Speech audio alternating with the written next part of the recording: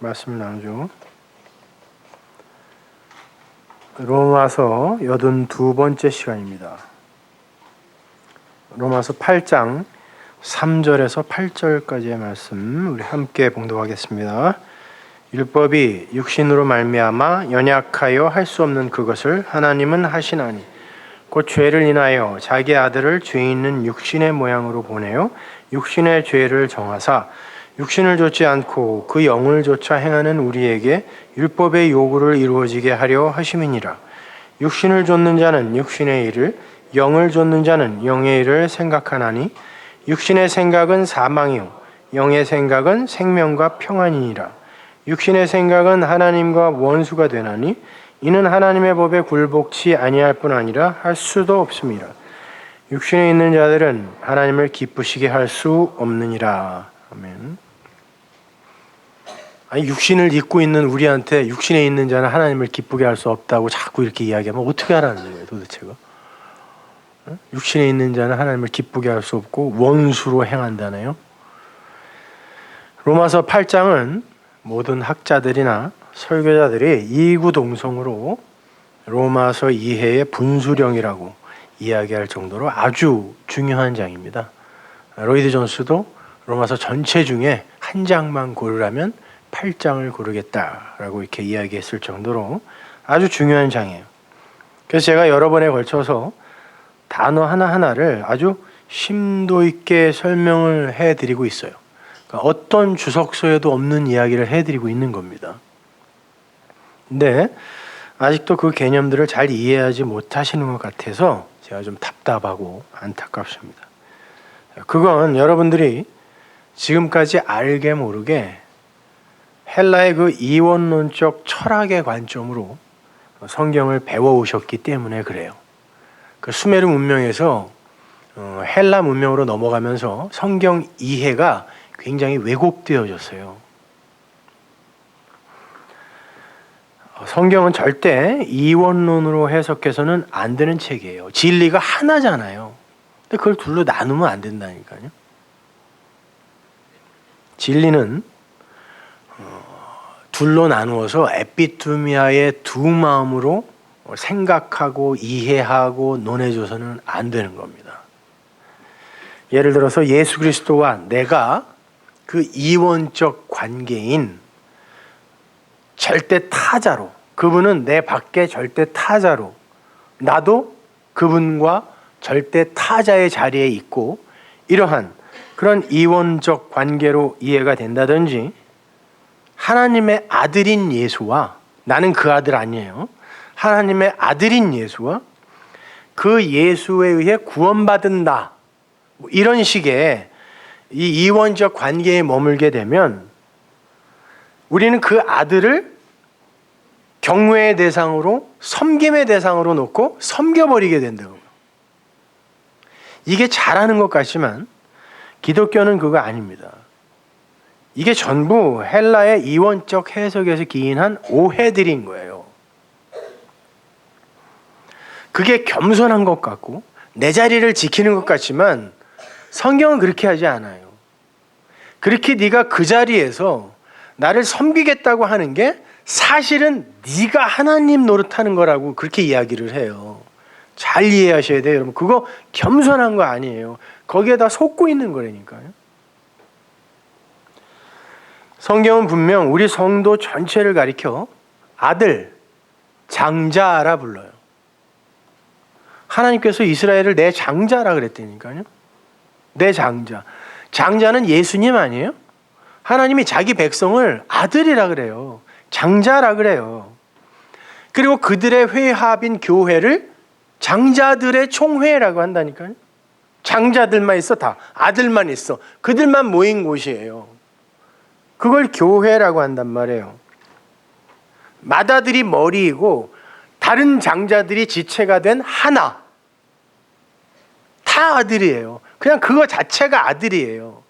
하나님 나라의 백성은 하나라니까요. 예수를 머리로 한 하나. 바울은 그들을 가리켜 아들이라고도 부르고, 주님도 그렇게 복음의 진리를 그 마음으로 가진 이들을 아들이라 그래요. 주님께서 제자들에게 말씀하시면서 아들 아들 할 때 자기가 자기 보고 아들이라고 한 거 아니에요. 그리스도를 머리로 한 어떤 아들들에 관한 이야기를 하는 거예요. 물론 그 안에는 예수도 들어가 있어요. 예수 그리스도도. 근데 그분이 그 전체를 대표하는 거지, 나머지 아들들은 그 아들과 상관없는 아들들이 아니라는 얘기예요. 성경은 우리의 이야기여야 한단 말입니다. 그 아들이라는 단어는 히브리어로 씨라 그랬죠. 씨, 제라, 후손, 씨. 아들은 생명의 씨인 진리를 가진 모든 자들을 총칭하는 개념이에요. 그게 아들이에요. 그래서 생명을 담고 오신 예수 그리스도를 진리, 말씀이라고도 하고 아들이라고도 하는 거예요. 왜? 진리, 씨. 말씀을 가졌기 때문에 그 씨를 가진 자가 아들이라니까요. 남자 여자 마찬가지잖아요. 씨를 가진 건 남자지요. 아들이란 말이에요. 그 씨를 남자가 여자에게 주면 그 안에 생명이 들어가 그 여자가 씨를 갖게 되고 그 안에 그게 생명이 잉태되면 그를 아들이라 그래요.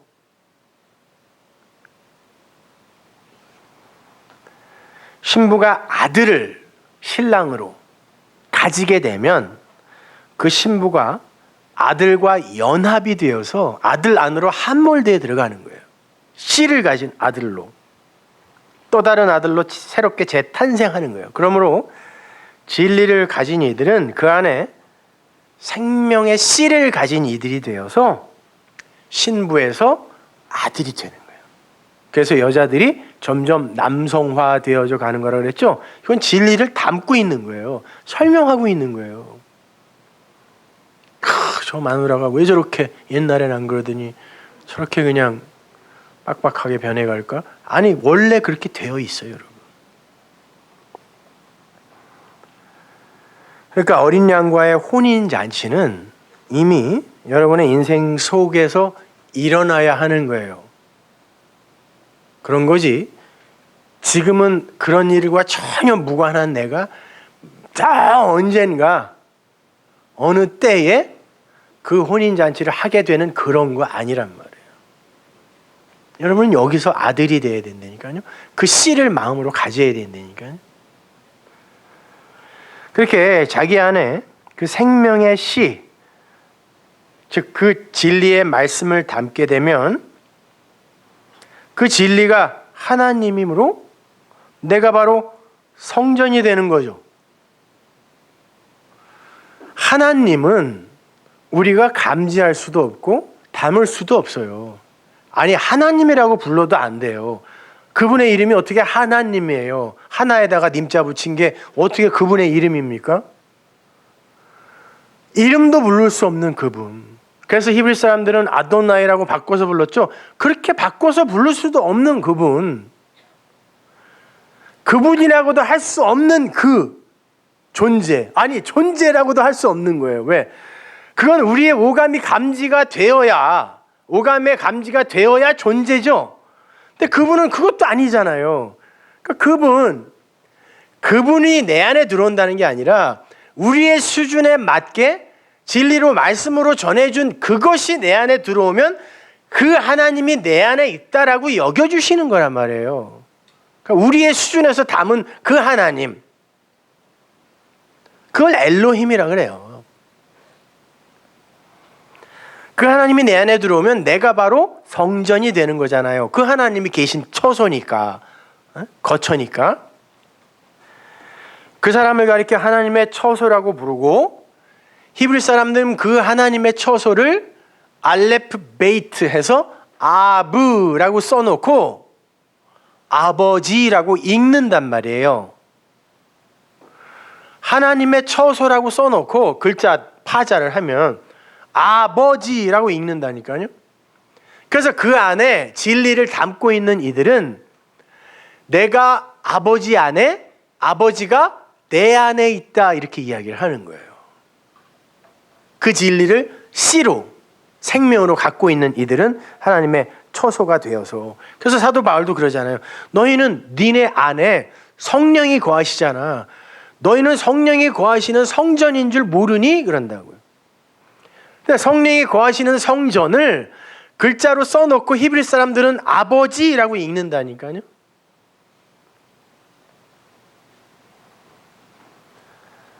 그러면 이제 그 자기 안에 아버지를 가진 이들은 그 아버지에 의해 낳아진 아들이 되는 거죠. 그러면 그 아버지에 의해 아들은 이제 사용되어진단 말이에요. 어떻게 사용되어질까요? 그 아버지가 예수 안에 아버지 계셨죠. 내 안에 아버지 계시다 그랬잖아요. 그 아버지가 예수를 어떻게 사용했습니까?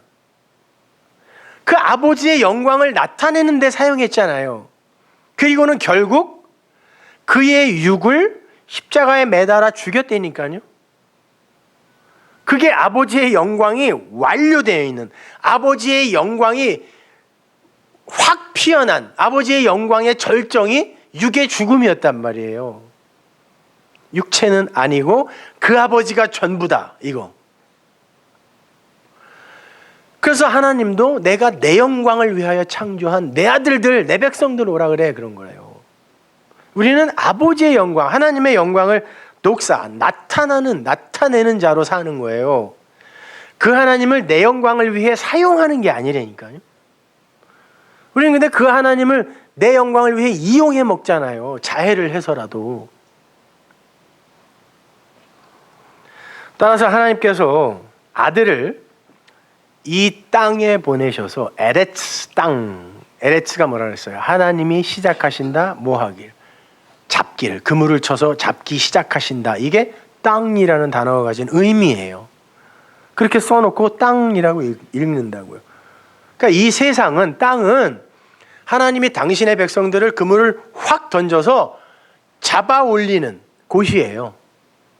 그래서 잡아 올려서 좋은 고기, 나쁜 고기, 요거 나쁜 고기 버리고 좋은 고기만 끌고 올라가시는 거예요. 그게 좋은 고기, 나쁜 고기, 그물의 비유란 말입니다. 그게 땅이에요. 아들을 이 땅에 보내셔서 그 아들들만 싹 골라 올리세요. 어떻게 해서? 죽여서. 바다에서 물고기가 땅으로 올라오면 죽는다니까요. 이 저주의 바다에서 아들들을 낚아 올리는데 그들만 죽어요. 나머지는 꼬리로 열심히, 머리가 될지언정 꼬리가 되지 말라 그랬는데 그 꼬리로 열심히 돌아다니면서 지자랑하다가 그 저주의 물에서 죽어요. 아들들은 거기에서 꼬리를 삭제당하고 머리로 편입이 되어 살아나는 거예요. 그래서 머리로 편입이 되려면 그 목이 잘라져야죠. 그래서 계시록에 보면 하나님의 백성들이 전부 참수당했다 그래요. 이 머리, 자기 인생의 주체로 사는 그 주체권을 빼앗긴 하나님에게. 그게 죽음이란 말이에요. 육체의 죽음. 그 아들을 이 땅에 보내서 죄의 모양으로 육체의 죄를 정했다라는 오늘 본문의 그 말씀은 나와 무관한 저 팔레스타인 땅에 2000년 전에 왔던 어떤 그 아들만을 이야기하는 게 아니라 그 아들이 대표하고 있던 나의 이야기란 말이에요. 나.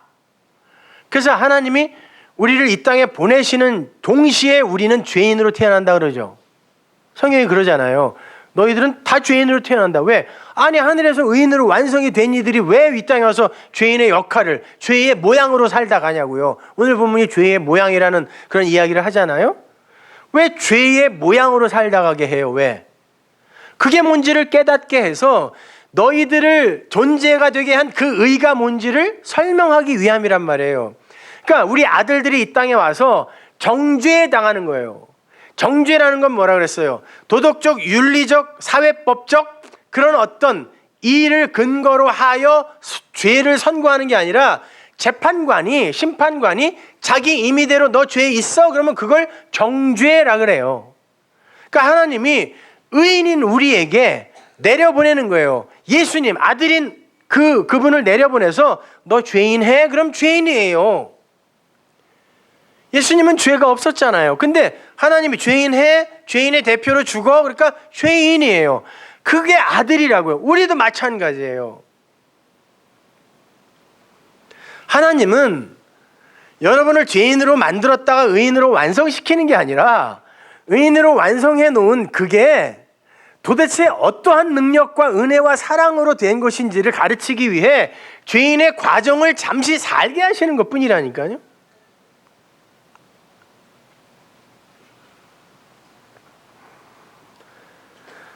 그 모든 성경의 이야기는, 예수의 이야기는 나에게서 감지가 되어야 돼요. 내 안에서 모두 일어나는 일이어야 한단 말입니다. 에베소서 1장에서 그러지 않아요? 우리를 하나님의 아들들로 만들었다 그래요. 이미 아들들로 앉혔다. 과거 완료로 해버려요. 그러면 아들들이잖아요. 우리 되었다며요. 아들이 됐다면서요. 근데 그 아들이 이 땅에 왜 이렇게 죄인으로 내려와서 그 죄 때문에 이렇게 힘들어하며 사냐고요.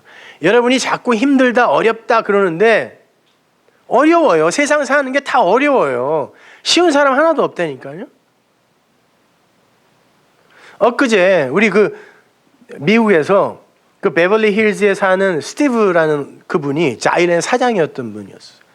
2조 원을 벌은 사람이 한국 사람 중에.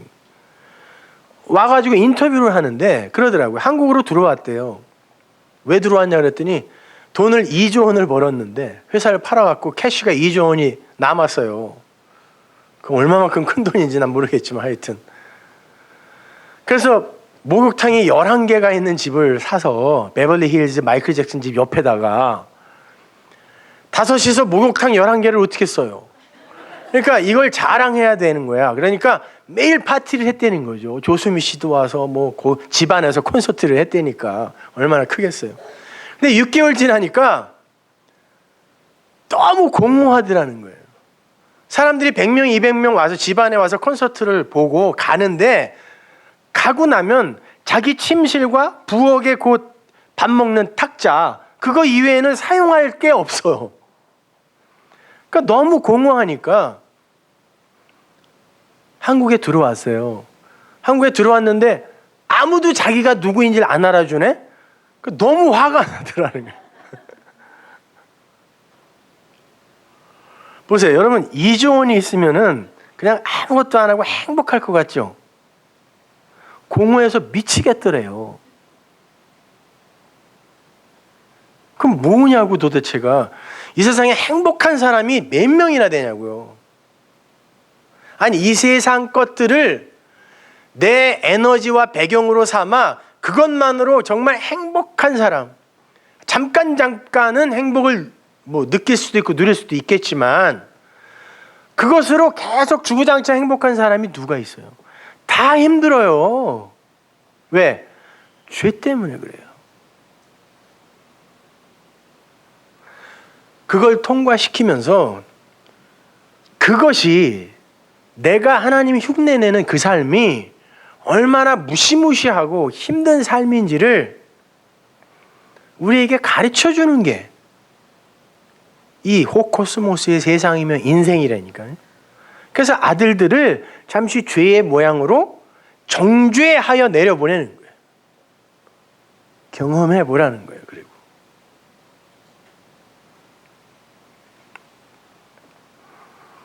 그러니까 그 아들의 이야기는 예수의 이야기임과 동시에 나의 이야기가 되어야 되는 거예요. 우리는 율법, 즉 말씀에 의해 죽고 진리로 살아나는 예수와 그리스도의 삶을 그대로 살 수밖에 없는 이들인 거예요. 아들이거든요. 내 이야기예요. 내 이야기. 그건 동시에 일어나는 거예요. 죽는 만큼 살아나게 돼요. 죽는 만큼 누리게 돼요. 죽는 만큼 자유하게 돼요. 그리고 그 죽음은 이제 육체의 죽음으로 완료가 되죠. 육체가 죽으면 이제 완료가 되고 그 즉시 이제 완성이 되는 거예요.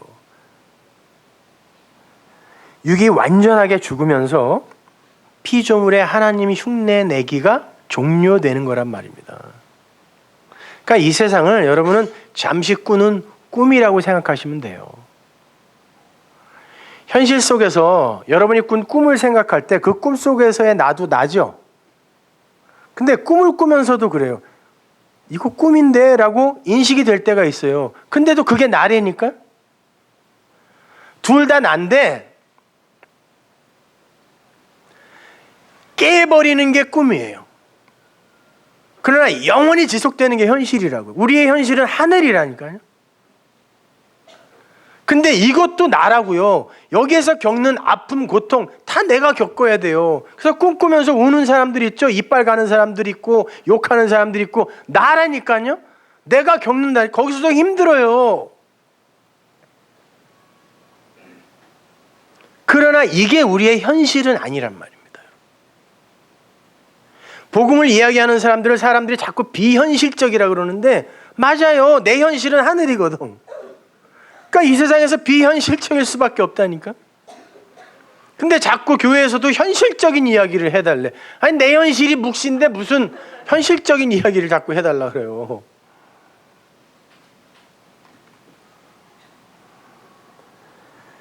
자, 그렇게 우리의 하나님 흉내내기가 종료되면 우리는 이제 하늘에서 하늘적 존재로 영원히 사는 거예요. 이렇게 아들의 이야기는 바로 우리의 이야기여야 하기에 예수님께서 이렇게 말씀하셨던 거예요. 요한복음 5장 17절 보세요. 아들, 아들, 아들 계속 나오는데 이게 누구 얘기인지. 예수께서 저희에게 이르시되 내 아버지께서 이제까지 일하시니 나도 일한다 하시매. 이거는 내 아버지께서 지금 일하시는 게 내가 일하는 거야. 이런 이야기예요. 아버지가 지금까지 일하니까 아유 나도 일할 수밖에 없어가 아니라 내 아버지가 지금 일하시는 게 내가 하는 일에서 나타나는 거야. 이런 말이에요. 유대인들이 이를 인하여 더욱 예수를 죽이고자 하니 이는 안식일만 범할 뿐 아니라 하나님을 자기의 친아버지라 하여 자기를 하나님과 동등으로 삼으심이로라. 그러므로 예수께서 저희에게 이르시되 내가 진실로 진실로 너희에게 이르노니 아들이 아버지 하시는 일을 보지 않고는 아무것도 스스로 할 수 없나니 아버지께서 행하시는 그것을 아들도 그와 같이 행하느니라. 아버지께서 아들을 사랑하사 자기의 행하시는 것을 다 아들에게 보이시고 또 그보다 더 큰 일을 보이사 너희로 기이 여기게 하시리라. 기이 여기게 하시리라. 이거는 깜짝 놀라게 하시리라가 아니라 찬송하게 하리라. 칭찬하게 하리라 이 말이에요. 아버지께서 죽은 자들을 일으켜 살리신 같이 아들도 자기의 원하는 자들을 살리시느니라. 자, 진리이신 생명을 품고 오신 예수가 말씀하세요. 내 안에 아버지가 계셔. 그 아버지가 일을 하시는 게 내 일이야. 그게 내가 하는 일이야. 내가 하는 일이 아버지의 일이야. 나는 아버지에게 장악돼 있어. 그 아버지가 내 안에서 일을 하는 게 이렇게 나타나는 거야. 이렇게 이야기해요. 그 아버지가 내 안에서 일을 하는데 그 진리가 내 안에서 일을 하는데 이렇게 나타나는 거예요. 그래서 예수님이 직접 말씀하셔요. 나는 내 아버지가 하라는 말만 했고 하라는 일만 했다 그래요. 내 스스로 한 거 아무것도 없다 그래요. 본인이 직접. 다 아버지가 했다 그래요. 예수인 그 껍데기는 아무런 주도권이 없었다고 이야기를 한다니까요. 근데 그분이 아들이었단 말이에요. 그게 아들의 삶이에요. 아들의 육신이 부정이 되고 그 안에 있는 그 아버지의 하시는 일만 부각이 되는 거예요. 그게 육신의 죽음이에요. 그걸 그냥 십자가가 선명하게 한번 보여준 거예요. 아들은 이렇게 아버지에게 장악되어 아버지의 일을 나타내는 자다라는 걸. 그게 우리라니까요. 요걸 직역을 하면 내가 아버지야 이런 말이에요. 그렇잖아요. 내 안에 그 하나님이 말씀으로 진리로 들어와 있어요. 그걸 히브리 사람들이 아버지라고 읽는다 그랬습니다. 그럼 내가 내 안에 아버지 있고 아버지 안에 내 있으면 내가 아버지란 얘기 아니에요. 그렇죠? 근데 유대인들이 뭐라 그랬냐면 어떻게 너와 아버지가 동일하냐? 네가 그 아버지의 아들이야? 그 하나님이 네 아버지야? 그랬어요. 친아버지라고 하는데 친이란 단어는 없고 그냥 아버지야? 그러면 예수님이 이렇게 욕을 먹었으면 자, 우리도 하나님을 아버지라고 하죠. 양아버지예요, 친아버지예요? 친아버지예요. 그분이 여러분을 만들었다니까요. 양자됨은 어답트했다는 말이 아니에요. 아버지 되심이란 뜻이에요. 친아버지라니까 우리 친아버지. 그럼 우리도 똑같이 욕먹어야 돼요 이렇게? 야, 네가 하나님의 아들이야? 맞아요, 틀려요? 이거 보세요. 자신이 없다니까? 아니, 성경에는 우리를 창세전에 하나님의 아들들이 되게 하셨다라고 하는데 우리는 자신 없죠. 섬기는 데는 도가 텄어요. 근데 그 하나님이 내 안에 아버지로 와 계시고 내가 아들이라는 걸 이야기를 하려면 뭔가 깨름직해요. 이게 헬라의 이혼론에 빠져서 그래요, 여러분. 그건 불경한 게 아니에요. 하나님의 백성은 그렇게 창조될 수밖에 없는 거를 보여주는 거라니까요. 그래서 예수님이 그러는 거야. 내 안에 아버지 있어. 그리고 그 아버지에 의해 나는 존재야. 그 아버지가 하는 일을 내가 하는 거야. 그러니까 그 아버지와 나는 하나지. 그러면 내가 사는 거는, 내가 존재인 것은 그 아버지로 말미암는 것이지 나는 아무것도 아니잖아, 이거죠. 그죠? 그게 아들이에요. 하나님 나라의 백성의 그게 존재의 메커니즘이라고요. 그것이. 그러니까 육이 부정당하는 거예요. 역사 속에서. 예수님은 지금 내가 하나님이다 이런 말 하는 게 아니에요. 진리를 담은 자는 하나님을 담은 자고 그들이 바로 하나님을 마음으로 가진, 그 진리를 마음으로 가진 아들이야, 이렇게 이야기를 하는 거예요.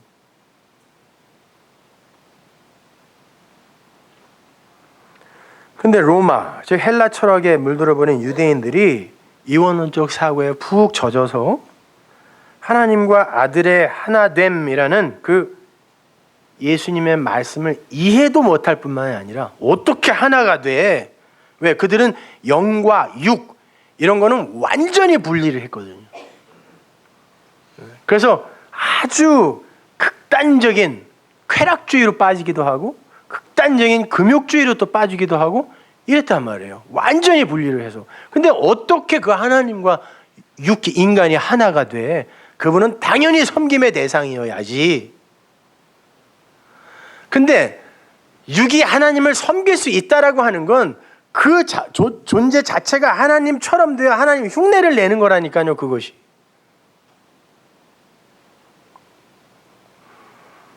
그러니까 그 예수님의 말씀을 배격해버린 거예요. 그 진리의 말씀을 배격해버린 거예요. 알아듣지도 못했어요. 어떻게 우리가 하나님과 하나가 될 수 있으며 어떻게 우리가 하나님의 아들이 되냐? 분개했단 말이에요. 지금도 마찬가지예요. 도처에 하나님의 이름, 예수님의 이름을 부르는 이들은 많은데 그분을 그냥 내 밖에 어떤 타자로 저기에다가 던져놓고 그냥 열심히 비나이다만 하는 거예요. 그걸 우상이라 그래요, 여러분. 나와 상관없는 어떤 힘 있는 존재, 나를 도와줄 수 있는 내 유익을, 내 인간적인 욕심을, 에피투미아를 도와줄 수 있는 어떤 존재를 내가 섬기게 되면 그걸 믿음이라고 하지 않고 신앙이라고 하지 않고 우상 섬김이라 그래요, 그것을. 그게 무속신앙이라니까요. 신비주의나 기복주의는 말할 것도 없고 그런 건 이제 이야기도 하지 말자고요. 말할 것도 없고 하나님이 다 하셨으니, 야, 십자가, 피, 이게 다 완성했으니까 우리는 그냥 거기에다가 다 맡겨놓고 우리는 그것과 상관없이 그냥 죄인으로 살면 돼. 막 살아. 이거 위험한 거예요. 똑같이 십자가, 피 하지만 그건 내 밖의 십자가라니까요. 그건 내 밖의 피예요. 그게 사뭇 경건하고 거룩하고 인본주의를 탈피한, 율법주의를 탈피한 대단한 신앙인 것 같지만 거기에 머물러서는 안 돼요. 들음 다음에는 암으로 가야 돼요. 거기서 끝나면 안 돼요. 그래, 알았어? 그럼 됐지 뭐. 이게 아니라 된매 자리로 가야 된다니까요. 그건 과정이에요. 그것이 우리의 인생 전체 그 기간 동안에 일어나는 과정. 그리고 누림의 자리로 가는 거예요. 그렇지 않고 들음, 암 거기서 끝나버리면 이걸 영지주의라 그래요. 그래, 다 완성됐다며, 이루어졌다며, 그 십자가가 다 했다며, 그 피가 다 했다며, 그 예수가 다 했다며. 근데 뭐 내 밖에서 일어난 그 일, 그것이 나를 구원하지 못해요. 그게 내 안에서 일어나는 일이어야 그것이 내 십자가, 내 피가 된다니까요.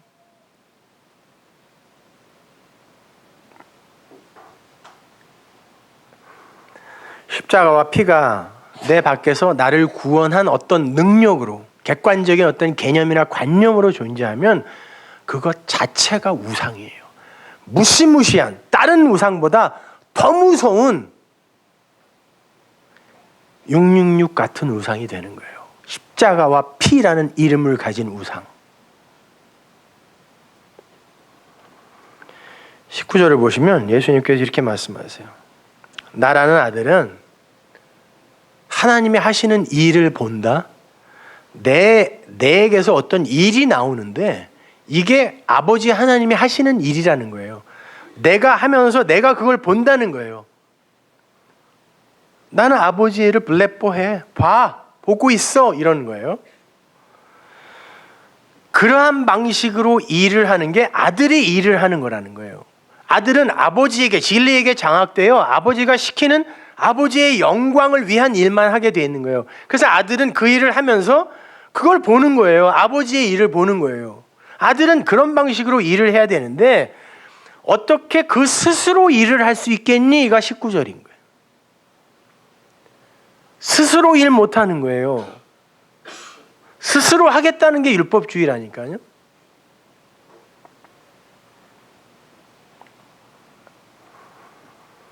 내 안에서 아버지가 행하시는 그 일이 바로 아들인 내가 지금 하는 그 일이라는 거예요. 그러나 나는 없음이고 그 아버지가 진짜 전부이며 있습니다. 이렇게 이야기를 하는 거란 말입니다. 그게 우리의 삶이어야 되는 거예요. 그 아버지가 십자가에 매달리게 하면 가서 매달려야 되는 거예요. 그래야 그 안에 있는 그 아버지가 높임을 받죠. 그 육은 거기서 죽는 거예요. 그리고는 20절에서 아들과 너희를 동일시해 버리죠. 아버지께서 아들에게 아버지가 하시는 일을 보이시는데 그렇게 되면 너희가 앞에서는 아버지는 아들에게 당신의 하시는 일을 보이신다. 그러면 너희가 라고 이름하면서 아들과 너희를 동일시시켜버려요. 그걸 본 너희가 그분을 찬송하게 될 거야. 기이 여길지어다. 이게 찬송하게 될 거야 라고요. 그러면 지금 예수님이 말씀하시는 아들은 누구예요? 당신을 머리로 한 씨를 가진, 진리를 가진 이 아들들을 이야기하는 거예요. 성령을 받는 그 아들들. 증거가 있어요. 바로 그 밑에 줄 한번 보세요. 21절을 보면 아버지가 죽은 자들을 일으켜 살리신 같이 아들도 죽은 자들을 일으켜 살리신대요. 이게 예수님 자신에 관한 이야기라면 이건 틀린 얘기죠. 십자가 이전에 예수는 아무도 못 살렸습니다. 아무도 못 살렸어요. 아무도 그분의 말씀을 듣고 진리로 돌아오지 않았다니까요. 다 도망갔어요. 그러면 이 아들은 뭐냐고요? 그분이 언제 사람을 살릴 수 있었어요? 그분이 내가 가서 다른 보혜사로 올게. 내가 갔다가 내가 다시 올 거야 그랬어요. 성경의 요한복음에서. 내가 다시 올 건데 어떻게 올 거냐면 그리스도의 영으로 올 거야. 보혜사, 다른 보혜사로 올 거야 그랬어요. 예수님이 지금 보혜사로 왔는데 이 인간들은 그 인간들 밖의 보혜사로는 절대 구원이 안 되는 거예요. 그러니까 다른 보혜사로 오셔야 돼요. 어떻게? 영으로 오셔서 말로 진리로 오셔서 그들 안으로 그냥 뚫고 들어가야 되는 거라.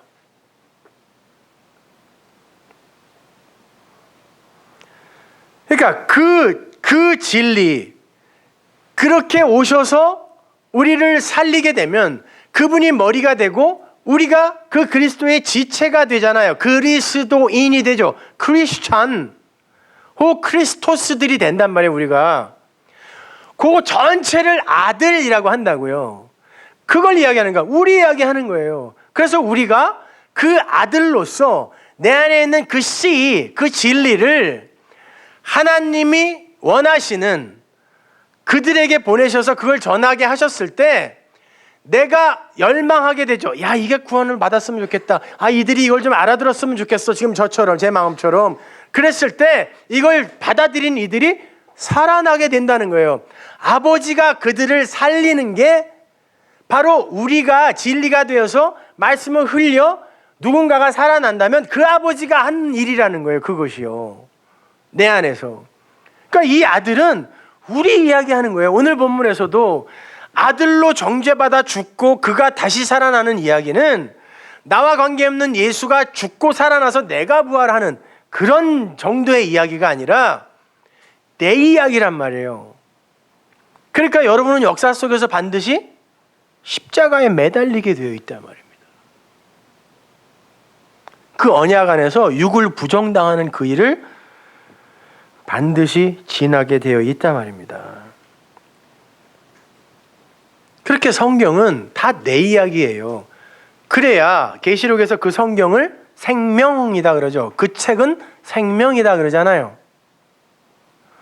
근데 그 책에 내가 기록되어 있어야 생명책에 내가 기록된 거죠.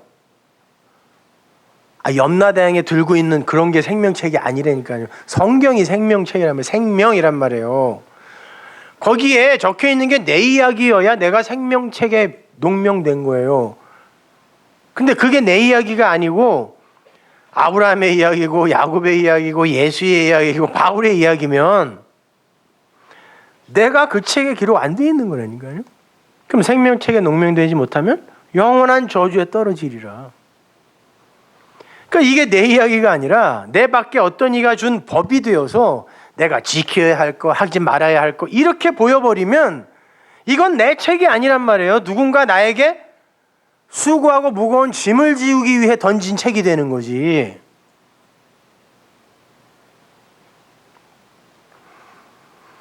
근데 절대로 헬라의 이원론은 이걸 하나로 못 봐요. 그래서 법으로 읽지 않으면 안 되게 되어 있어요. 내 거가 안 되는 거예요. 내 거가. 그 아들의 죽음과 부활 이야기를 예수님께서 에피소드로 보여주시는 곳이 있어요. 성경에서 예를 들어서 설명해 드릴게요. 누가복음 7장 11절 보세요.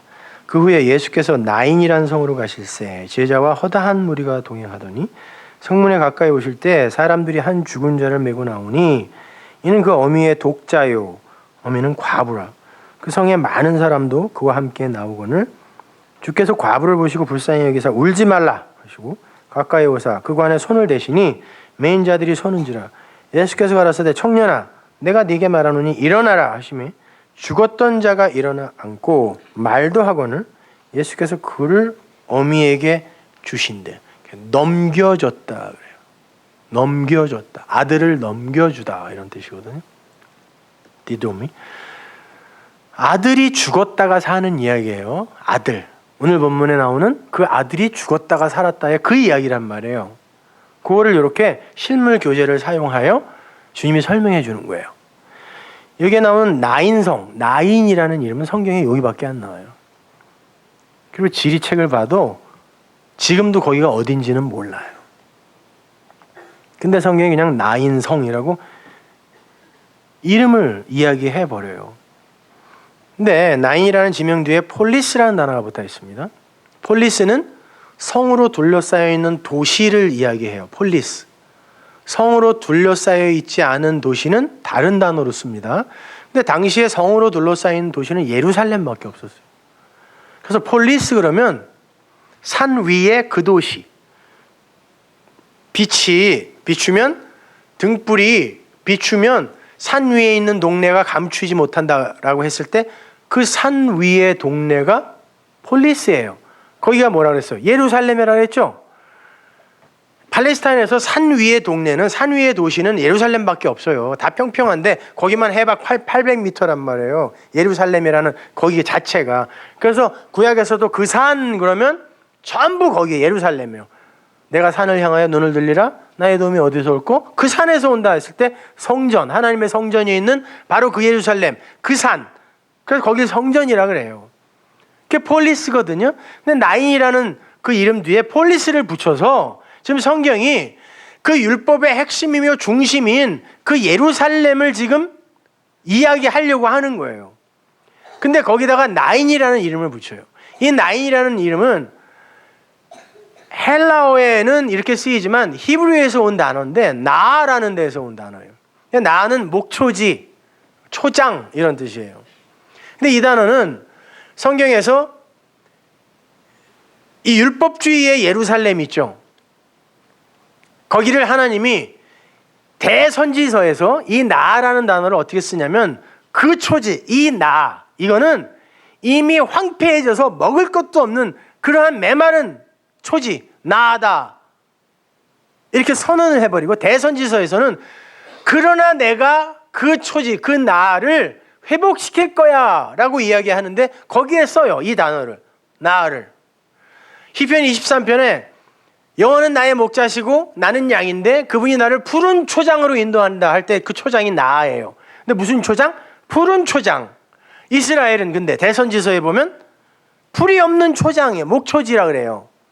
그럼 거긴 뭐예요? 옛 성전 이야기하는 거예요. 정말 먹을 게, 양들이 먹을 게 없는 곳, 뭔가 많이 내놓기는 하는데 돌과 떡에서 머무르는 곳이에요. 거기는요. 먹을 게 없는 곳이에요. 근데 푸른 초장은 뭐예요? 진짜 양들이 먹을 게 있는 곳. 그 옛 성전 율법이 진리로 해석되면 그게 진짜 우리의 양식이 되잖아요. 그게 푸른 초장으로 우리를 인도하신다라는 거예요. 나라는 그 황폐한 초장에서 푸른 초장으로 우리를 인도해 가는 거예요. 하나님이, 목자이신 그분이. 거기 쓰는 게 나란 말이에요. 그러니까 나인 성, 나인 폴리스라는 건 예루살렘, 이제 회복될 필요가 있는 예루살렘을 가리키는 거예요. 거기에 누가 등장해요? 과부. 그 케라라는 단어가 반드시 남편이 필요한, 그 남편이 없으면 반쪽에 불과하여 불완전한 존재라는 의미예요. 단순히 남편이 없는 존재라는 뜻이 아니라. 그러니까 이스라엘은 그 남편 못 만나면 이렇게 황폐한 초장에서 그냥 굶어 죽는 그런 과부, 고아, 그런 신세라는 걸 이야기해 주는 거예요.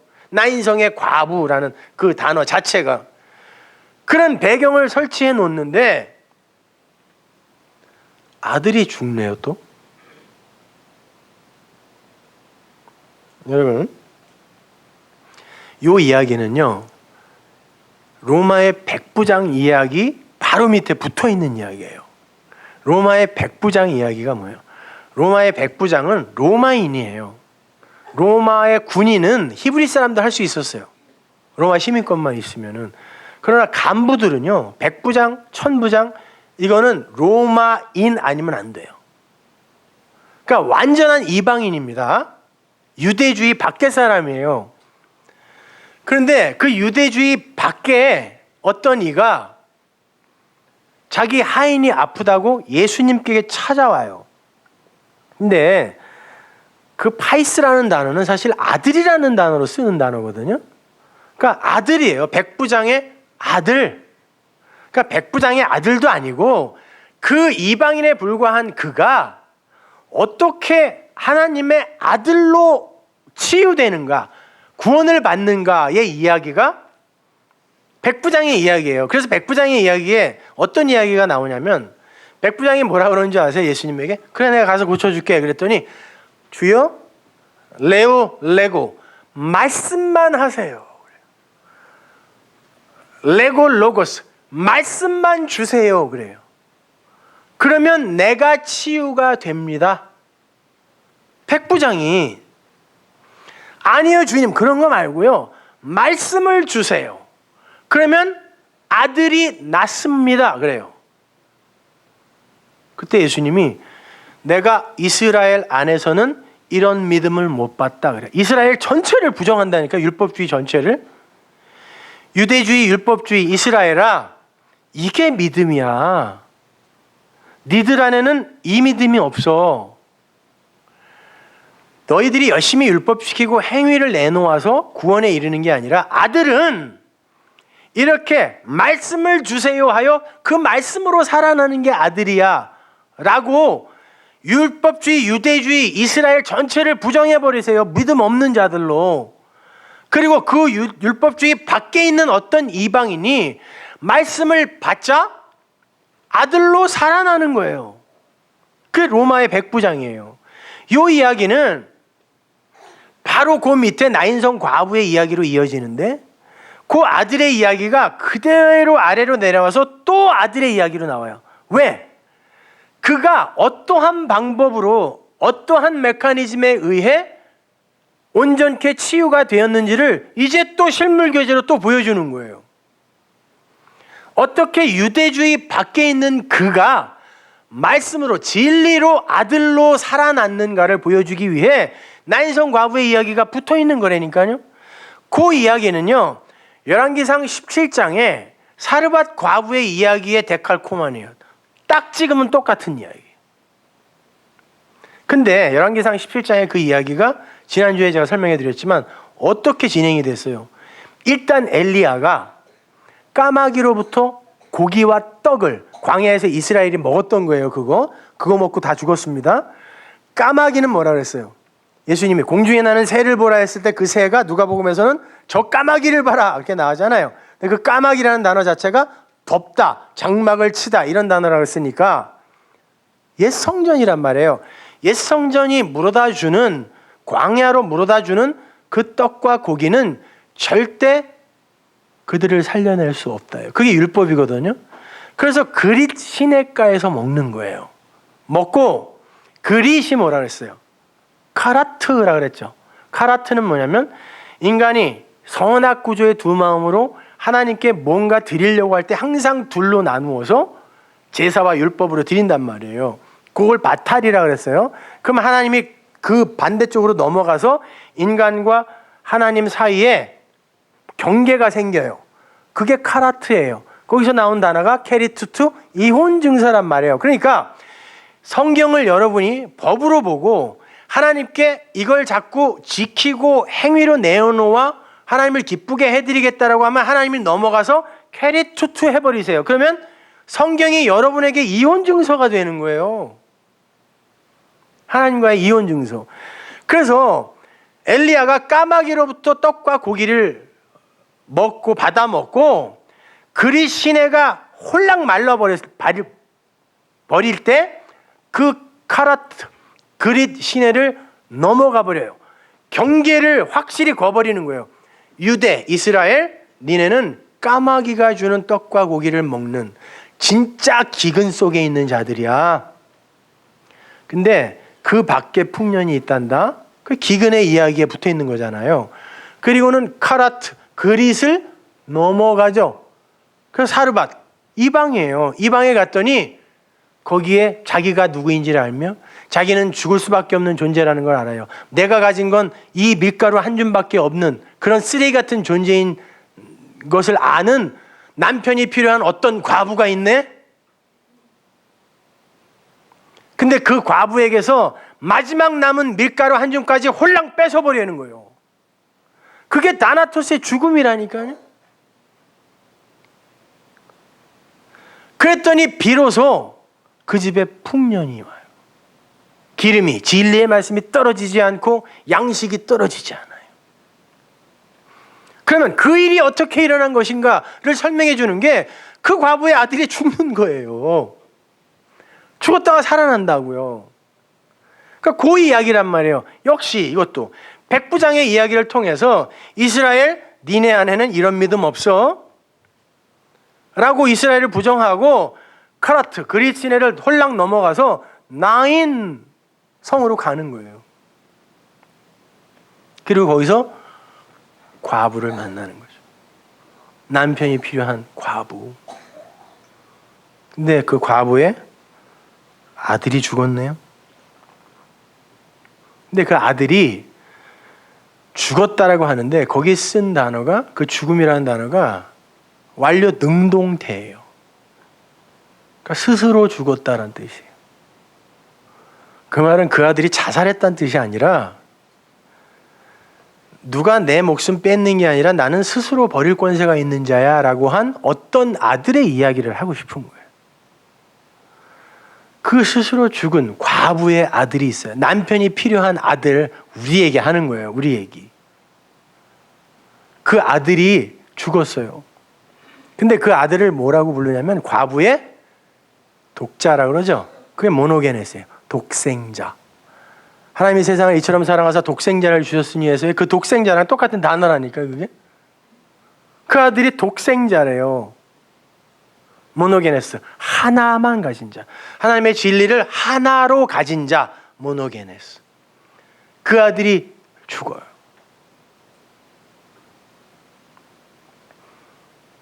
그 아들이 누구예요? 예수이면서 나라니까요. 예수께서 그 아들에게 손을 댔다. 뭐 이렇게 번역이 있나요? 개역 성경에. 거기에 쓰인 단어가 아프토마인데 그거는 악교로 딱 붙이다. 이렇게 같은 면을 악교로 딱 붙여버렸을 때 이렇게 하나가 되죠.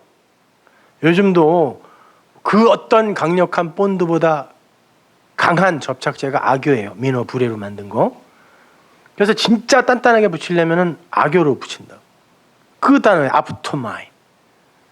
예수가 그 소년에게 붙어버렸다 그래요. 연합. 예수의 죽음으로 죽고 예수의 부활로 살아나는 이야기를 하는 거예요. 근데 개역성경에 보면 예수님이 관에다가 손을 얹었다라고 이렇게 이야기를 하는데 그 소로스라는 단어는 사실 침상이라는 단어거든요. 왜냐하면 히브리 사람들은 관이라는 걸 잘 안 썼어요. 아주 왕이나 귀족들 특별한 사람들 아니면 세마포로 이렇게 싸고 뭐 향료 같은 걸 넣어서 싸고 이런 거 아니었으면 율법상 그들은 시체를 만지면 안 되고 죽음을 봐도 안 돼요. 그래서 누가 죽으면 그가 죽은 침상을 그대로 들어서 무덤으로 가지고 갔어요. 그 침상 이야기하는 거예요. 거기에 죽어있는 아들과 예수님이 아프토마이 붙어버린 거예요. 열왕기상에서는 엘리야가 어떻게 해요? 그 죽은 아들에게 그대로 포개지죠. 이렇게 3번. 그랬더니 아들이 살아나는 거거든요. 아들과 하나님, 엘리야가 하나님의 이름이에요. 그 하나님이 아들과 하나가 되자 살아나는 거예요. 죽은 자가. 그렇게밖에 살 수가 없다니까요. 우리는 죽은 자들은. 그러면 그의 육이 부정되는 거기 때문에 그가 죽고 사는 거란 말입니다. 근데 그 아들이 그렇게 해서 죽었다가 살아나더니 뭐 해요? 말을 하더라 그러죠. 그게 뭐가 이렇게 대단하길래 거기다 적어놨을까요? 죽었다가 살아나서 말한 게 뭐 이렇게 대단해요. 뭐 먹었더라, 울었더라, 감격했더라도 아니고 말을 했다. 로고스. 말이 없고 말을 할 수 없고 말을 들을 수 없는 게 죽은 거라는 거예요. 그러나 그분이 그와 하나가 되자 죽은 자가 살더니 말을 하더라는 것입니다. 바로 백부장의 이야기에서 뭐라 그랬어요? 말씀만 하옵소서. 나에게 말을 하면 내가 낫겠나이다 했더니 예수님이 말씀을 던졌네요. 살아났어요. 이 이야기 하는 거예요. 그걸 받아 살아났더니 내 안에 말이 있는데 죽었다 살아난 아들이 그 말을 가진 자를 아들이라고 하는 거예요. 그 독생자예요. 모노게네스. 열왕기상에 그 사르밧 과부의 이야기가 어떻게 끝나는지 한번 보세요. 열왕기상 17장 23절. 엘리야가 그 아이를 안고 다락에서 방으로 내려가서 그 어미에게 주며 이르되 보라 네 아들이 살았느니라. 여인이 엘리야에게 이르되 내가 이제야 당신은 하나님의 사람이시요 당신의 입에 있는 여호와의 말씀이 진리인 줄 아노라. 당신 참 정직한 애호가 아니에요. 진리란 단어예요. 진실이란 말. 당신의 입에 있는 게 진리네요. 아니 아들을 줬으면 아들아 뭐 이렇게 하던지 우리 아들 살려줘서 고맙습니다 이래야 되는데 갑자기 그런 말은 다 잊어버리고 당신 입에 있는 그 말이 진리네요. 그 진리가 살렸다는 뜻이에요. 그 진리로 살아나는 거네요. 그 과부가 아들로 살아나는 거예요. 진리를 받아. 그 이야기가 나인성 과부의 이야기란 말입니다. 보세요. 조금 전까지는 물질에 묶여 있어요. 아들이 죽고 아들이 살아나고 울고 웃고, 이 물질 세계의 것이죠, 다. 근데 그 아들이 죽었다가 살아나자 그거에는 관심이 없고, 아들이 죽었다가 살았네요가 아니라 그게 진리네요? 비물질의 세계로 눈이 가는 거라고. 물질의 세계에서 금방 아들이 죽었다고 울고불고 했던 여자가 그거에서 벗어나서, 현상계에서의 그 일에서 벗어나서 당신 입에 있는 게 진리네요? 이렇게 이야기한단 말이에요. 그게 우리의 인생 속에서 나타나는 거란 말이에요, 여러분. 우리의 존재관이라는 게 사실 물질에 국한되어 있어요. 우리의 사전은 오감으로 감지가 되지 않는 걸 존재라고 하지 않아요. 하다못해 냄새라도 있어야 돼요. 그래야 존재라고 하죠. 미루어 추측하여. 그러나 성경은 그렇게 이야기하지 않습니다. 성경은 물질이 그 안에 비물질의 세계의 것인 그 비물질의 진리가 들어있지 않으면 그 물질이 죽었다 그래요. 죽은 것은 진리, 존재가 아니에요. 성경은 그걸 존재라고 하지 않아요. 묵시 속에서의 존재는 물질이 삭제되고 비물질, 영의 것으로 사는 걸 존재라고 그래요. 하나님 나라의 존재는. 인간 세계에서의 오감으로 감지되는 그러한 것들을 이야기하는 게 아니란 말입니다. 그러니까 진리를 깨닫는다는 건 다른 게 아니에요. 눈에 보이는 물질로 구성되어 있는 이 현상계의 모든 게 그 내용, 비물질의 세계의 것인 하늘의 어떤 것을 담지 못하면 그게 아무런 가치가 없는 없음에 불과하다는 걸 아는 걸 진리를 알았다라고 하는 거예요. 내용을 알았다라고 하는 거예요, 그거를. 그렇잖아요. 여러분 지금 살아있죠? 살아있는 거예요, 맞아요, 이거? 근데 성경이 숨쉬고 생각하고 움직인다고 살았다고 이야기 안 한다니까요. 살아있는 건, 살아있음이라는 건 그 안에 하나님의 것, 그 비물질의 세계에 그것이 들어있을 때 그게 살았다라고 그래요. 그러면 그게 빠지면 죽었다라고 하는 거거든요. 그러면 그 죽은 것들이 내어놓을 수 있는 거는 가치 있다 없다? 무가치한 거예요. 예를 들어 볼게요. 다른 종교인들이나 예수를 안 믿는 그런 무신론자들이 할 수 있는 어떤 근사한 가치 있어 보이는 행위들, 근데 그들 안에 비물질 세계의 진리가 없네요. 생명이 없네요. 근데 그들이 내어놓아 가치 있다라고 칭찬받을 수 있는 그 일, 그게 진짜 하나님이 보기에 가치 있는 거예요? 나쁘다고 이야기하는 게 아니에요. 하나님이 보기에 그게 구원과 관계에 있는 거예요. 근데 왜 기독교의 교회의 목적지가 왜 거기가 돼 있냐고요. 인간의 어떤 성숙, 살기 좋은 세상 만들기, 세상에 영향 끼치기, 이런 거.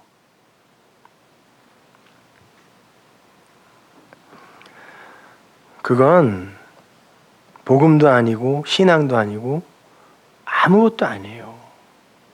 아니, 보이는 것은 나타난 것으로 된 것이 아니라며요.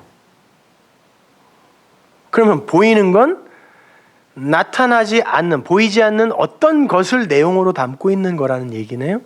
그러면 그걸로 보지 못하면 그 보이는 건 아무짝에도 쓸모없다는 거예요. 그냥 모형이에요. 근데 그 모형을 모형으로만 내가 인식을 하고 끌어당기면 그걸 죄라 그래요, 성경이. 그걸 어두움이라 그래요. 그걸 거짓이라 그래요. 그걸 가짜라 그래요.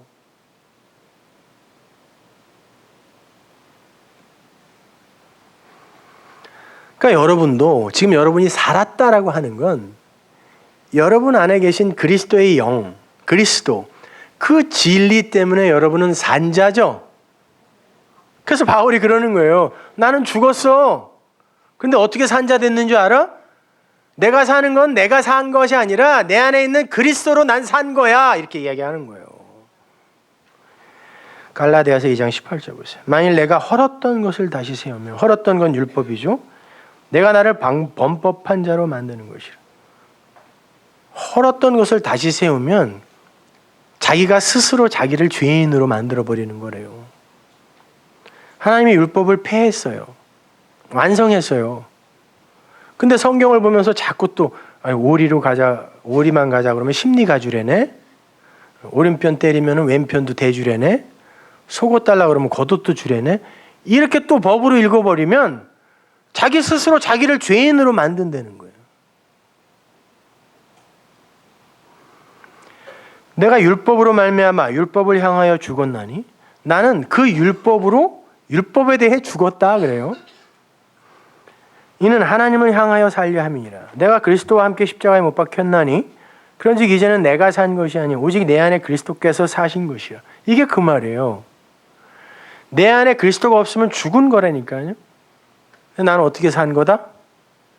내 안에 그리스도가 살아있기에 나는 산 거야 라고 이야기할 수 있다는 거예요. 이제 내가 육체 가운데 사는 것은 나를 사랑하사 나를 위하여 자기 몸을 버리신 하나님의 아들을 믿는 믿음 안에서 사는 것이라. 이 육체는 아무것도 아니라는 거예요. 믿음이 진짜라는 것입니다. 내 안에 사는 그리스도가 진짜 생명이라는 거예요.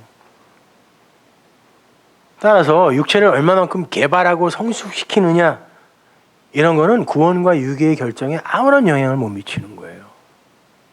나쁘다는 거 아니에요. 하세요.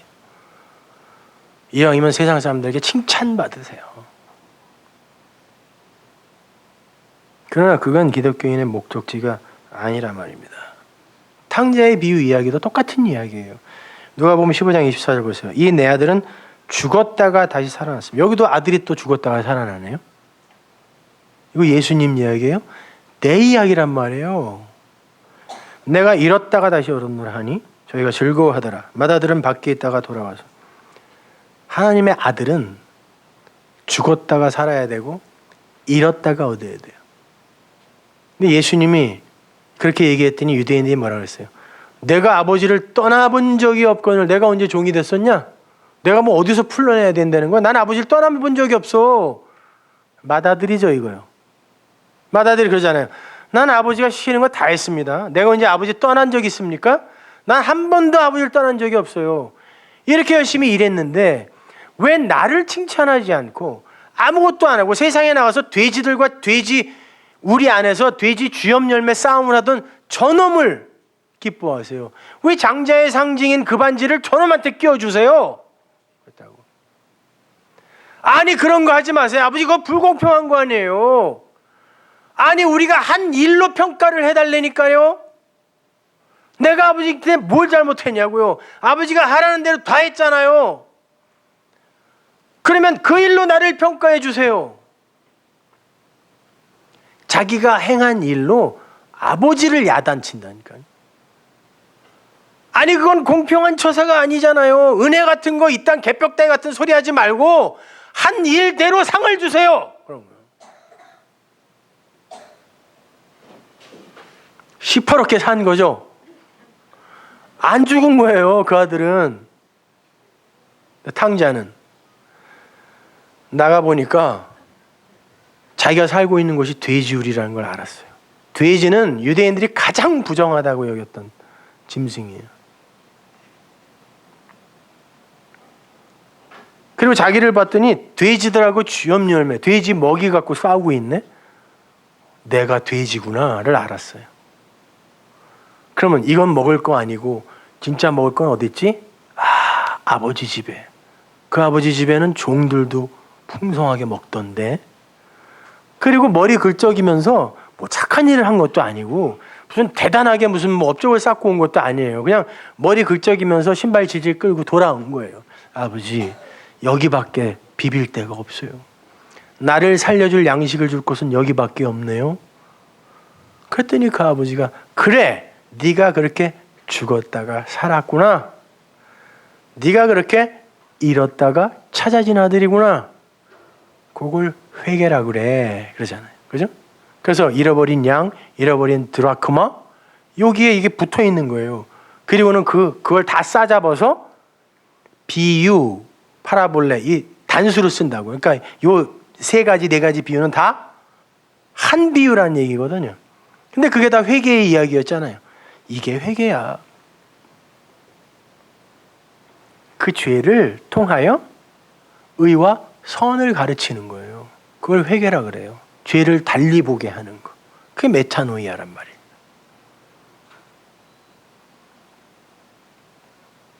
그러니까 반드시 여러분이 돼지라는 걸 아셔야 된다니까요. 그리고 이 세상이 돼지 우리에 불과하다는 걸 알아야 되는 거예요. 근데 그걸 아는 게 그렇게 쉽냐고요. 그러니까 우리는 그냥 하나님 앞에서 다나토스의 죽음을 죽으며 피조물의 자리로 잘 내려가면 되는 겁니다. 외롭고 힘들고 때로는 이 세상이 주는 어떤 위로나 위안이나 아니면 응원이나 이런 걸 안 주기 때문에 우울하고 힘들고 어렵기도 해요. 왜냐하면 세상이 줄 수 없는 평안이거든요. 그러니까 우리는 근데 그 세상의 평안에 갈급해 있다고요. 그리고 그것만 배워왔기 때문에 그거와 다른 평안을 에이레네를 하나님이 주는데 그게 때로는 외로움으로 감지가 되고 우울함으로 감지가 되고 힘듦으로 감지가 되고 그러는 거예요. 그래서 세상이 줄 수 없는 평안이라니까요. 세상도 줄 수 있는 평안으로 그게 감지가 되면 뭔가 잘못된 겁니다, 여러분. 로마서 6장 6절 보세요. 우리가 알거니와 우리 옛사람이 예수와 함께 십자가에 못 박힌 것은 죄의 몸이 멸하여 다시는 우리가 죄에게 종노하지 아니하려 함이니. 예, 죄의 몸이 멸해졌는데 그 죄가 누구를 부리겠어요? 없어졌는데, 죽어버렸는데. 죽었다며요. 그 이야기 하는 거예요. 이는 죽은 자가 죄에서 벗어나 의롭다 하심을 얻었음이니라. 만일 우리가 그리스도와 함께 죽었으면 또한 그와 함께 살 줄을 믿노니. 죽었으면 그게 산 거야, 이런 말이에요. 죽었으면 그게 산 거야. 이는 그리스도께서 죽은 자 가운데서 사셨음에 다시 죽지 아니하시고 사망이 다시 그를 주장하지 못할 줄 알미로라.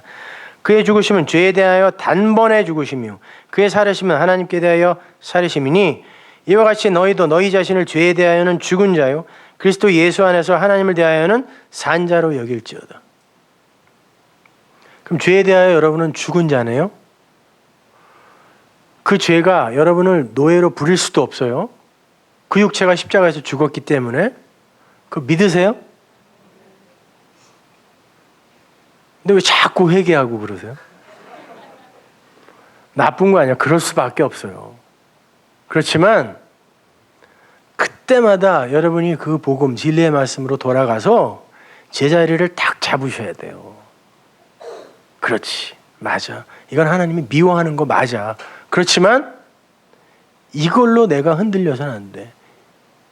그렇기 때문에 예수 안에서 내가 죽은 거니까. 그리로 돌아가시면 되는 겁니다. 로마서 7장 4절 보세요. 그러므로 내 형제들아 너희도 그리스도의 몸으로 말미암아 율법에 대하여 죽임을 당하였으니 이는 다른 이 곧 죽은 자 가운데서 살아나신 이에게 가서 자, 첫 번째 남편은 율법, 그 죽으면 예수, 죽으면 다른 이 그리스도의 영, 성령이 오는 거죠. 그래서 첫째 남편은 죽고 둘째 남편으로 우리는 가야 산다 그런 거예요. 다른 이, 그 다른 이에게로 가서 우리는 하나님을 위하여 열매를 맺는다 그래요. 5절 우리가 육신에 있을 때에는 율법으로 말미암는 죄의 정욕이 우리 지체 중에 역사하여 우리로 사망을 위하여 열매를 맺게 하였더니 어떤 법이 우리를 독려하여 열매를 맺게 하잖아요. 야 인간이 어떻게 그렇게 사니? 도덕은 이런 거고 윤리는 이런 거니까 그래 살면 안 되라고 어떻게 열매를 맺게 하잖아요. 진리와 무관하게. 그건 사망의 열매래요. 아무리 멋있어 보여도. 이제는 우리가 얽매였던 것에 대해 죽었으므로 율법에서 벗어났으니 이러므로 우리가 영의 새로운 것으로 섬길 것이요 의문에 묵은 것으로 아니할지니라. 영의 새로운 것으로 섬겨라. 우리는 우리의 것으로 이 두 마음으로 자꾸 하나님을 섬기려고 그러죠. 그래서 자꾸 뭘 섬겨드리고 뭘 해드리려고 그러고 나를 이 목숨 바치오니 이렇게 한다니까요. 근데 하나님 뭐라 그러냐면 영의 새로운 것으로 섬기래요. 영의 새로운 것은 뭐? 진리의 말씀이죠. 진리의 성령. 그걸 어떻게 섬겨요? 그걸 흘려주는 게 진짜 섬김이죠. 그게 하나님의 마음을 알아들이는 거라 하나님 섬기는 거고, 그게 내 이웃에게 흘려지면 그들이 그것으로 살아나니까 진짜 사랑이네 그게. 진짜 섬김이네 그게. 이 세상에서 뭐 같이 촛불 들고 나가서 데모 좀 해줘가지고 밥 몇 숟갈 더 먹게 해주고 봉급 좀 올려받게 해주고 공평하게 임대주택 얻게 해주고 해봐야 진리 전해주지 않으면 죽으면 지옥인데 그게 무슨 섬김이냐고. 시간 많으면 하세요. 그거 나쁜 거 아니에요. 근데 그거 전에 먼저 해야 할 거 하고 하라니까요. 진짜 섬기는 거. 영의 새로운 것으로 섬기는 거.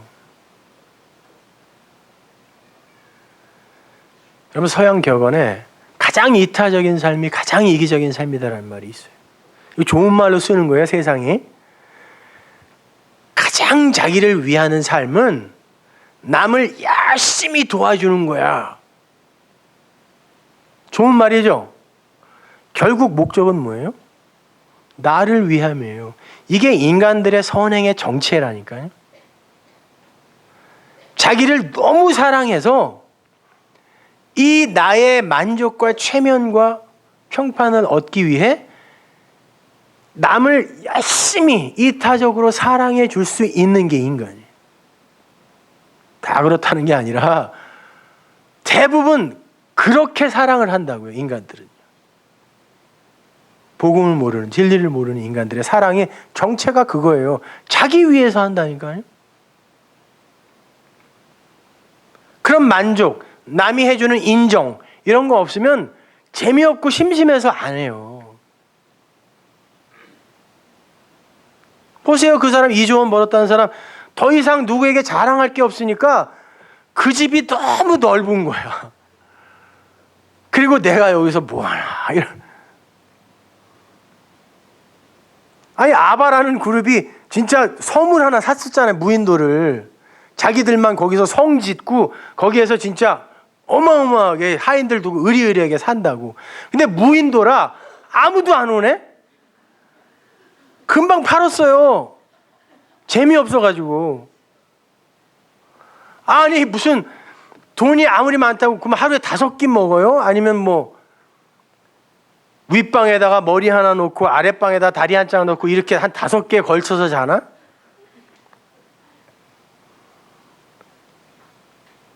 인간들은 자기만을 위해 살아요. 하나님이 그거 깨주시는 거예요. 그게 다나토스의 죽음이라니까요.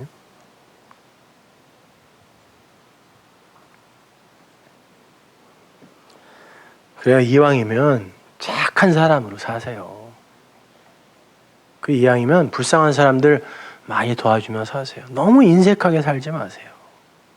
엊그저께도 보니까 고작 그거 2천만 원 그 유산 싸움 한다고 아버지가 그거 꼴보기 싫어서 목 매달아 죽으셨더라고.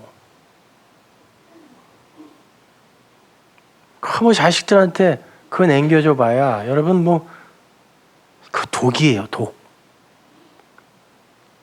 그냥 우리 아버지한테 그랬다니까. 남겨줄 것도 없지만 하여튼 혹시 어디다 감춰놨으면 땅에다 묻고 가시라고. 자식들한테 주지 말고.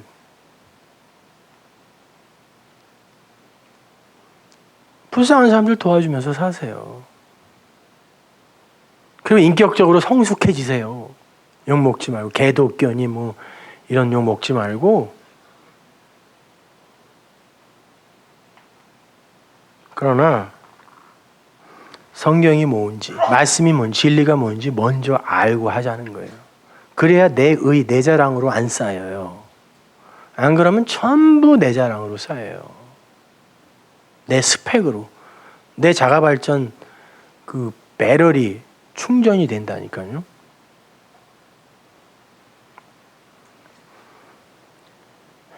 진리 없이 육체가 쏟아낼 수 있는 최상의 것들을 아무리 많이 쏟아낸다 할지라도 사도 바울이 그거 다 배설물이라 그랬어요. 그 단어는 여러분 똥이라는 단어예요. 영양가가 아무것도 없는, 물 위에도 둥둥 뜰 수밖에 없는 헛거. 하나님이 그거 그렇게 인정 안 해준다는 거예요. 진리가 없이 하는 모든 일은. 진리만이 생명인 거예요. 그 진리로 가는 길이 예수인 거고, 그 길을 가야 진리를 만나고 생명을 얻어요. 그래서 예수님이 내가 길이고 내가 진리야, 내가 생명이야. 그 말은 내가 방법이고 내가 과정이며 내가 내용이고 내가 완료야, 이렇게 이야기하는 거예요. 처음부터 끝까지 하나님이 하시는 거예요. 하나님이 내가 알파요 오메가라 그러죠. 알파는 헬라어의 첫 단어고 오메가는 마지막 단어예요. 내가 시작하고 끝낸다는 얘기예요.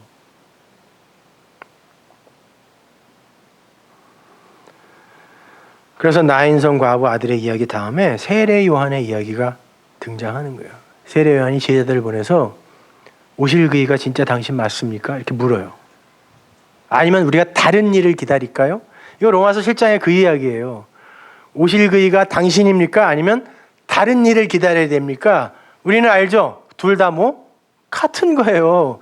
예수님이 그 다른 일을 담고 오셨는데 그 다른 일하는 내용을 세례 요한이 못 보는 거예요. 그래서 세례 요한을 예수님이 율법과 선지자의 마지막 완료자, 완성자라고 이야기하는 거예요. 구약의 마지막이라고 이야기하는 거예요. 아니, 율법과 선지자, 구약의 마지막 선지자는 말라기 아니에요? 근데 예수님이 굳이 그런다니까? 얘가 구약의 마지막이야 그래요. 왜? 세례 요한이 구약의 그 마지막, 그 인물로, 대표로, 모형으로 온 사람이에요. 그래서 목 잘려 죽는 거라니까요. 그리고 뭘로 완성돼요? 사랑의 사도 요한으로 완성되는 거예요. 그래서 신약성경이 사복음서가 세례 요한에서 시작돼요. 요한복음으로 끝나는 거고, 신약성경은 세례 요한에서 시작돼요. 요한계시록으로 끝나는 거예요. 요한이 죽고 다른 요한, 다른 네가 완성하는 거예요. 그래서 그 요한이 구약 39권 얌리아 회인가요? 거기서 그거 결정할 때 그때 살아 있었다니까요. 끝까지 그거 영향력을 미치고 간 사람이 요한이에요. 사도 요한. 근데 그 사도 요한이 누구랑 같이 불림을 받아요? 성경은 항상 짝으로 불림을 받죠. 듀오. 야고보와 요한 형제잖아요. 보세요. 그 야고보와 요한도 똑같이 세례 요한과 다른 요한의 이야기를 또 담고 있어요. 사도 중에 제일 먼저 목 잘려 죽은 사람 누구? 야고보예요. 예? 그리고 요한이 완성하는 거라니까요. 야고보의 이름은 히브리어로 야곱, 실족시키는 자, 비진리, 강도 이런 뜻이에요. 그가 요하네스예요. 남아프리카 공화국 수도가 요하네스버그죠. 그 단어예요. 하나, 여호와의 은혜란 뜻이에요. 요하네스가. 강도에 불과한 실족시키는 자, 비진리가 하나님의 은혜로 말미암아 요하네스 완성이 되는데 그 가운데에는 반드시 죽음이라는 과정이 필요하다를 보여주는 거예요. 그래서 세례 요한도 그러는 거예요. 이 사람이 예수님의 사촌이에요. 같이 자랐다니까 6개월 차이밖에 안 나요. 근데 하나님이 찾아오셔서 그러네. 물 세례 계속 줘라. 그러면 그 중에 성령이 비둘기같이 내리는 사람이 하나 있을 거야. 그가 메시아야. 그래서 계속 물 세례를 줬어요. 그랬더니 사촌이 오는데 그 위에 진짜 성령이 임하네? 너였냐? 이렇게 된 거죠. 아니 그런데 어려서부터 같이 자랐을 거라고, 자치기도 같이 하고 놀았을 거라고요. 근데 자기가 감옥에 가 있는데 메시아라고 온 인간이 안 구해주는 거예요. 이게 율법이라니까요. 물질 세계에 갇혀 있는 거. 그러니까 기다리다가 오실 그이가 당신입니까? 왜? 그 모형인 껍데기만 본 거예요. 구원을 못 받았다 이런 얘기가 아니라 우리에게 뭔가 이야기를 해주기 위해 그 역할을 하는 거예요. 세례 요한이. 그래서 나중에 제가 설명해 드리겠지만 창세기 1장이 세례 요한의 이야기예요. 그리고 마지막이 요한계시록이니까 성경 전체는 요한에서 요한으로 끝나네. 예, 여호와의 은혜에서 시작하여 여호와의 은혜로 끝나는 게 성경이에요. 그래서 백부장의 이야기로 이스라엘이 묵사발되고 나인성 과부의 이야기로 하나님의 은혜, 그 아들의 죽음과 부활에 의한 구원의 이야기가 설명되고, 그 다음에 요한의 이야기가 또 붙어 있는 거예요. 면도칼 하나 들어갈 틈 없이 하나님은 진리의 내러티브를 이렇게 이어가신단 말입니다.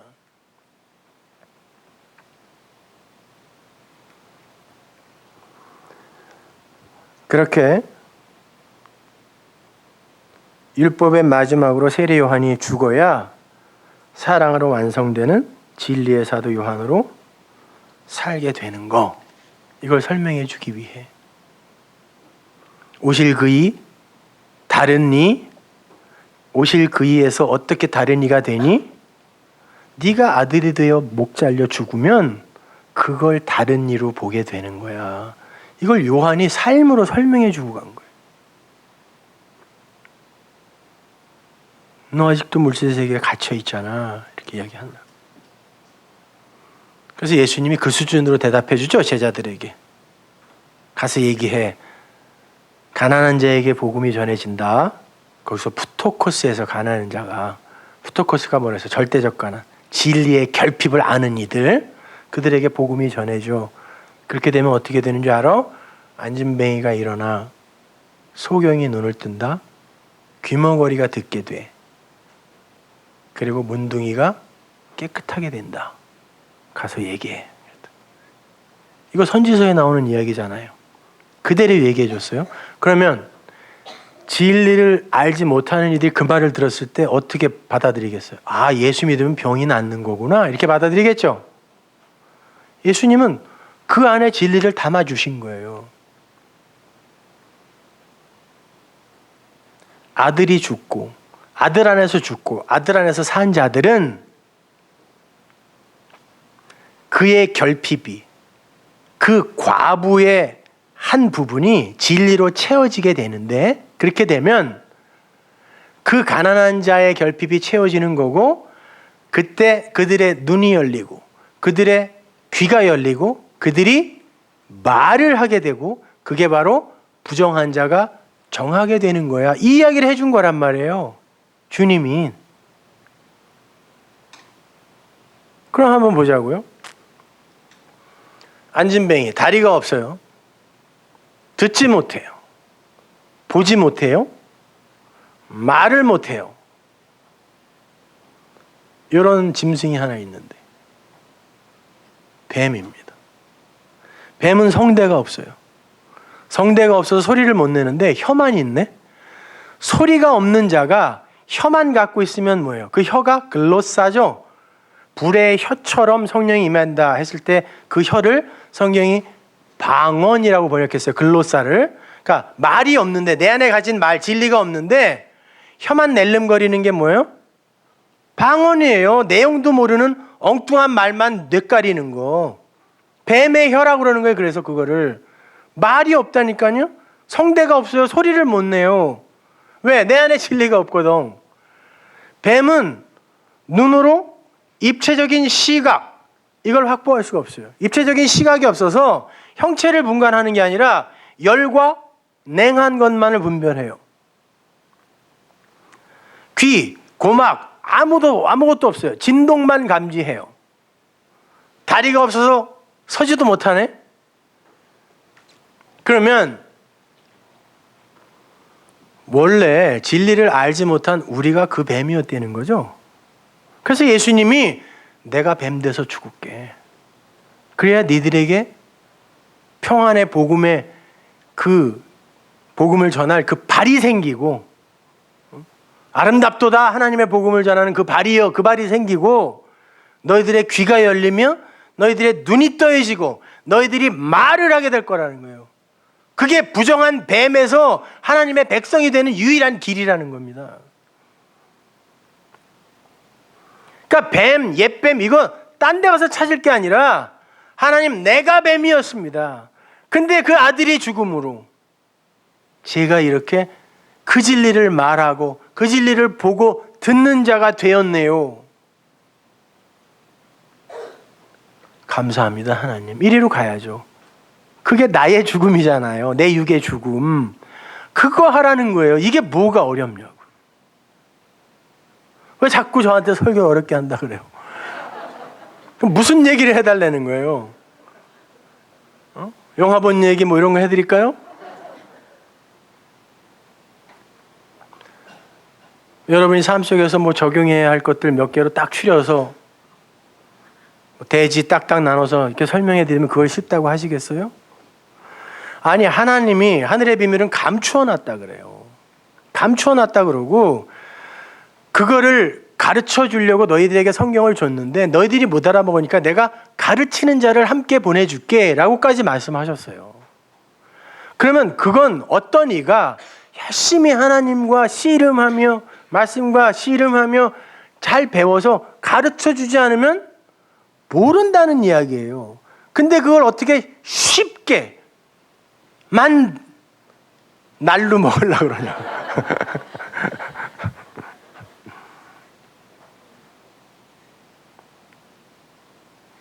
여러분, 성경은 절대 문자로 보면 안 돼요. 그냥 여러분이 국어책이 있는 수준으로 그리고 도덕책이 있는 수준으로 그렇게 봐버리면 성경은 그냥 도덕 윤리책이 돼버린다니까요. 그럼 그건 여러분의 영생에 아무런 영향을 못 미치게 돼요.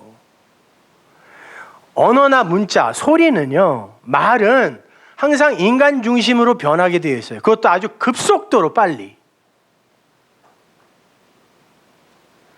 그래서 우리가 쓰는 언어를 50년 전 어른들에게 가서 하면 아무도 못 알아들어. 그죠? 할아버지들, 손자들하고 얘기하면 저게 무슨 얘기인가 그래요. 그 정도로 변한다니까요.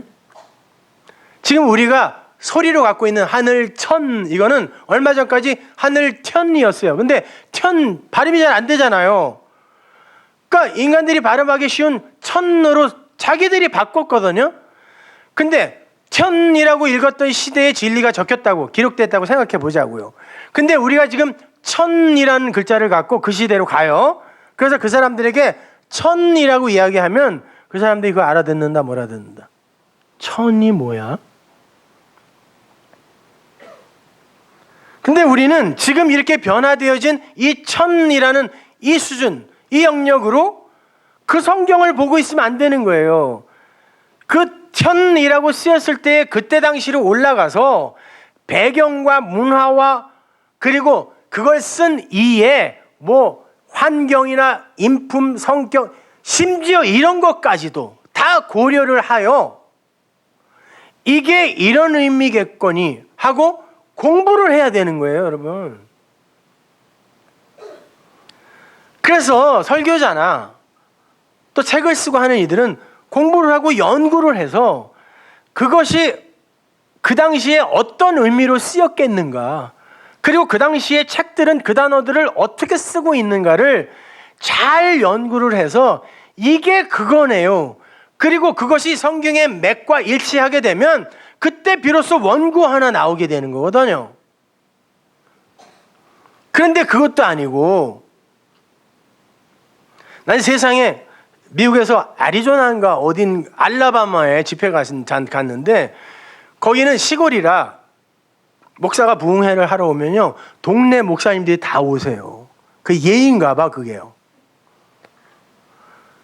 근데 설교가 끝난 다음에 같이 다과를 나누는데 목사님들끼리 앉았어요.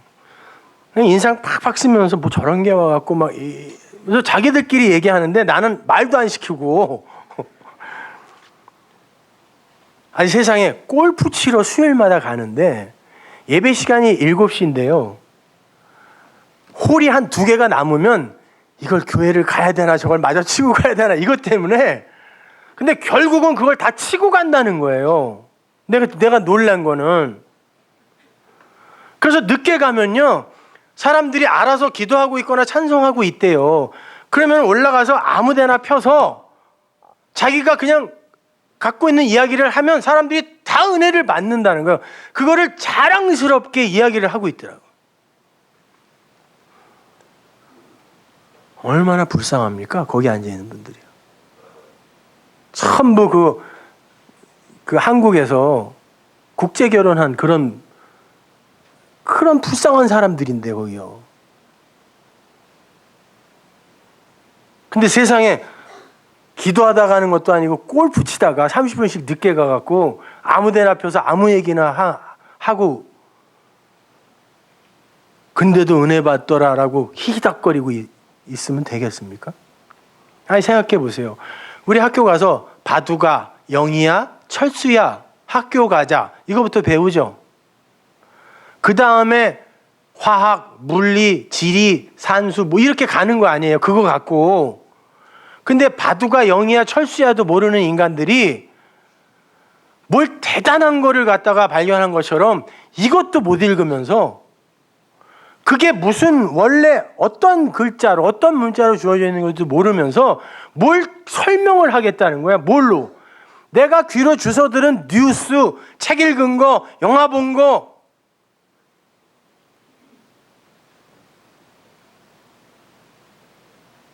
그런 거 얘기해 주면 전부 좋아가지고 말이죠. 쉽다고 그러고. 저렇게 삶에 적용되는 말씀을 해 주셔야지 뭐.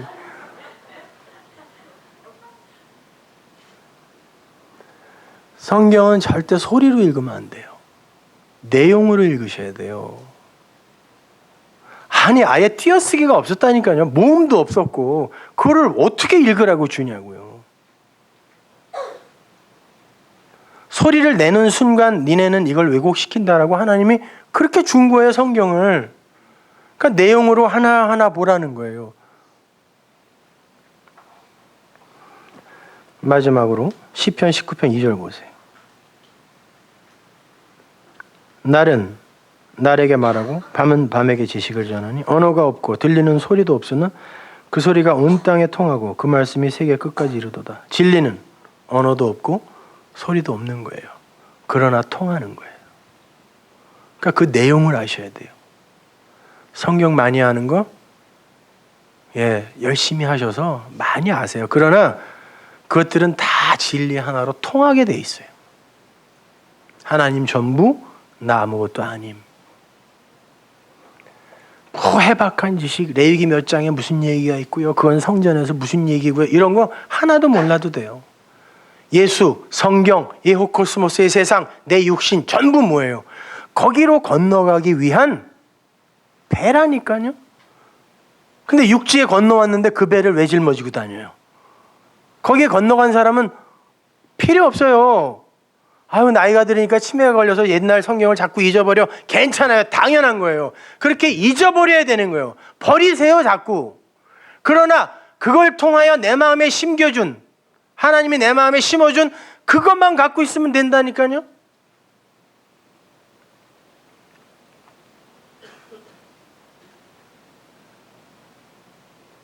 그러니까 여러분, 불교에서 가장 중요한 경전이 금강경하고 반야심경이거든요. 금강경 읽어보면요, 진리 전부 진리예요. 근데 뭐라고 그러냐면 진리가 필요합니다. 진리를 아셔야 됩니다. 진리가 되어야 됩니다. 처음부터 끝까지 금강경이 그 얘기예요. 근데 내용이 없어요. 그 진리가 어떻게 되는 거고 무슨 얘기예요? 근데 끝까지, 그리고는 반야심경에서 건너가라 그 너머에 진리가 있다 그러고 끝내네. 어떻게 하라는 거예요? 그거를 전파복음이라고 그래요, 여러분. 예수 믿으세요. 예수님이 십자가에서 우리 죄를 다 짊어지셨대요. 회개하라, 천국이 가까웠느니라. 뭐 어떻게? 금강경하고 반야심경하고 그게 뭐가 달라요?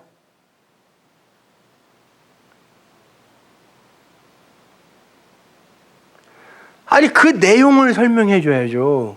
그래서 그 내용을 다른 예화도 아니고 성경에서 일부러 하나하나 골라다가 다 이렇게 설명해 주는데 그게 왜 어려워요? 아유, 그게 그거였어? 이렇게 감동적이어야지.